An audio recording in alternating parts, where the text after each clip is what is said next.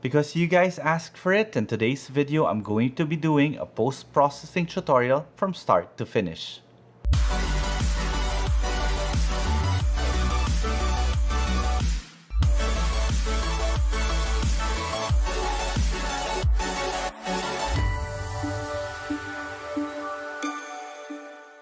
So hi everyone, this is Jiggy, a portrait and wedding photographer from the Philippines, and welcome to the channel.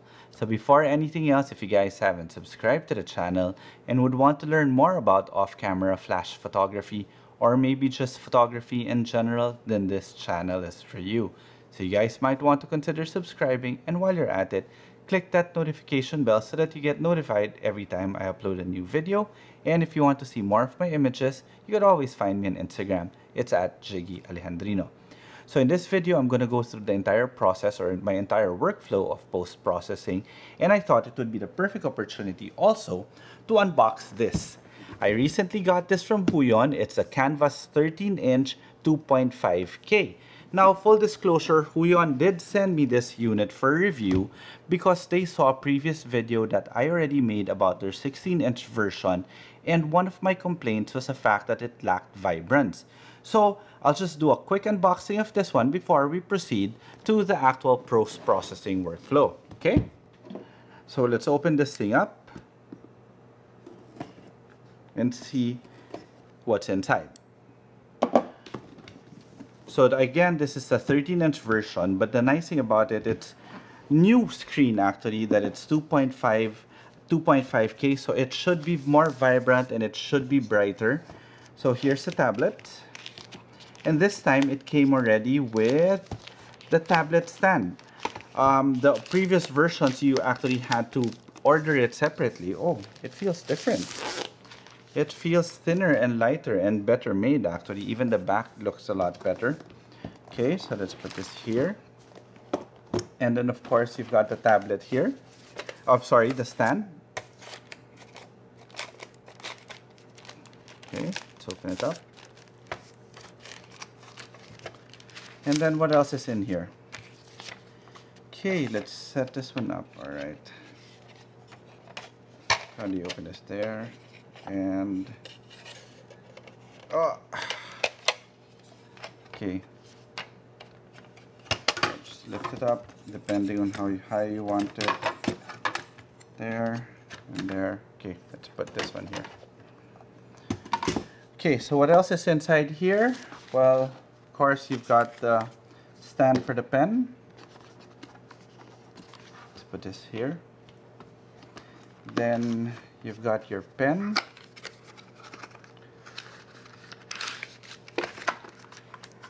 So basically the same as the other one. And then you've got another cloth, and this should be the connectors. All right. So the same way, with the older version, it still can connect two ways. This one is via HDMI and USB-C. So, HDMI and USB-A. So two dual USBs. This one connects to your computer, and this one connects to the power outlet, which should be somewhere here. And this one is basically the USB-C connector, and this one goes to the power outlet. So in case that you have a newer computer that has full USB-C like my MacBook Pro, it should work with just these two cables. And you've got an extender for the USB.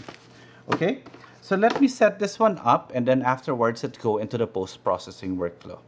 So I have it all set up here, and there are some things that I actually noticed when I was setting it up. Number one, it didn't come with a power brick. The other versions came with a power brick, but that's not an issue because I just used my phone charger, connected it via USB. This tablet or this pen was also a little bit bigger, and it has an option for a felt tip, which feels a lot better whenever you're scrolling through the screen. And another thing that actually surprised me is that when you press this long power button, it gives you now the option for color correction for this particular screen, because it's a QLED screen now. I think it says, yeah, it's a QLED screen now. So you have options for the native color, sRGB or Adobe RGB. And for me, I edit everything in Adobe RGB, so I want to keep it in that color space. And at the same time, you can finally adjust the brightness now, which I can manually or visually calibrate to my screen so that more or less I know how it looks like. But this right now is not my final working angle, and I have my video lights here, so I'll probably do this once I've set it up in the table there or in another desk. Okay, so as I said in the intro of this video, we will be doing a post-processing tutorial from start to finish, and here's how it goes. Let me take out my glasses so that I can actually see. I start off everything with Camera Raw, of course, and the software that I chose today was just Adobe Camera Raw from Bridge. So right now I can see my image. It's slightly underexposed, so I'll just expose it. Oh, by the way, this one worked exactly the way my previous one worked. All I needed to do was download this Huion tablet from the website, or Huion application or driver, sorry, from the website. And from this driver, you could actually do your calibration, monitor calibration in terms of, well, the pan, like that. And then at the same time, you could set hotkeys to all these buttons here, which is going to be very practical whenever you're working with a tablet or whenever you're working with Photoshop. Okay, right now, so I'll just adjust a bit of my exposure, and then maybe bring out some blacks. My white balance, I actually like the way it is already because I set it straight out of camera and I can see from both monitors that I actually okay. So from here, I'll just open it up in Photoshop. Okay, so again, it kind of became a combination of an editing video and a product review. But personally, I do like the product. I like the size. How I wish, though, I had the 16-inch. Maybe I'm asking Huion, maybe you could send the 16-inch or the 24-inch. That would be fantastic because this 13-inch right now is already fantastic. What more the bigger ones, the 16 or the 24-inch. Okay, so now that the image is open up in Photoshop, the first thing that I do is press F in my keyboard to do a full screen mode. Right now, well, all these keys I'd probably set eventually, but right now I still have to use my keyboard shortcuts. And what I like doing is really just enlarging, more or less seeing all the things that I need to do when it comes to this particular image. So I'll make a new layer first, just for the purpose of showing you guys what I see. Here's an issue there. Overall skin smoothing, I might have a problem. This area here, I will have to clean up a bit. This area here, I will clean up also. So it's very, very simple actually. So let's delete that layer. All I have to do is start off with this one. I'll make it larger so that it's easier for me to work on. Spacebar again to move the images around. I'll take this one, which is what's called the patch tool.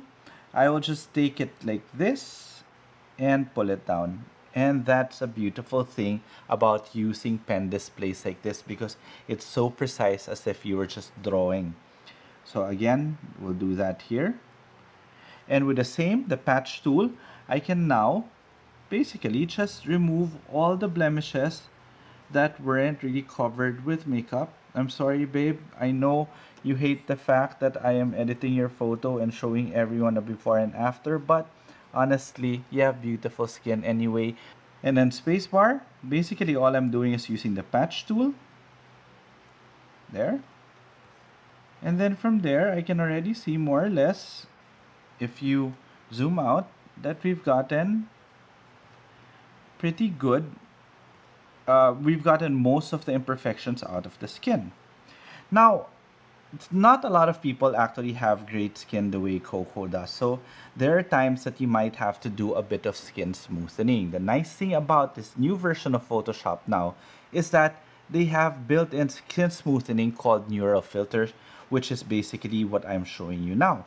With neural filters, all you have to do is just press skin smoothing, and I usually leave it to what it's set as. You can see it here. It's actually a little bit too much, but I'll press OK. And then from there, I can just lower down the opacity to how I really want it. For me, about 25% or 24% is fine. Then I'll create a layer mask just by pressing it here and getting now my brush tool and making sure that it's black so that I can now mask out or bring back in the underlying layer that for me needs to be sharper, like in this areas here, just to make sure that all the things that I want sharp is actually sharp. So This one you won't be able to see anyway. So there, that is the smoothened image. Not by much really, but it does help.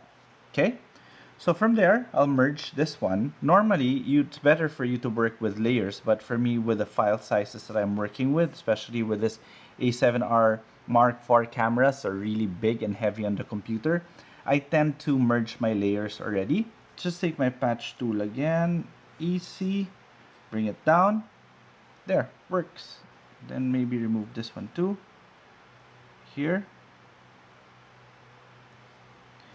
And there. Now we have some loose strands here. If I want to be OC about things, yes, I can just remove it using this one. There. That should do it.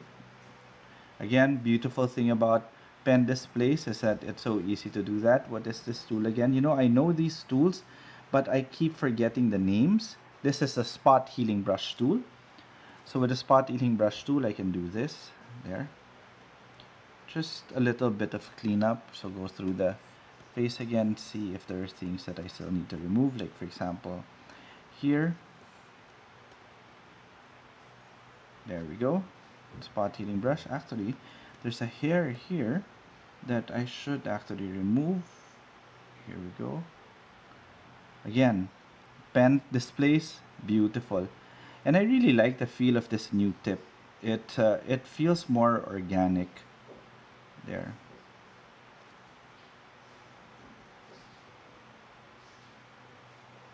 There we go. Then maybe remove this too here. Perfect. Now, all these strands of hair here, I normally don't remove anymore. I like keeping my images imperfect, because in the imperfection, you will actually find perfection. And then finally, once I'm done with that, I have my sharpening here, which is basically just contrast sharpening.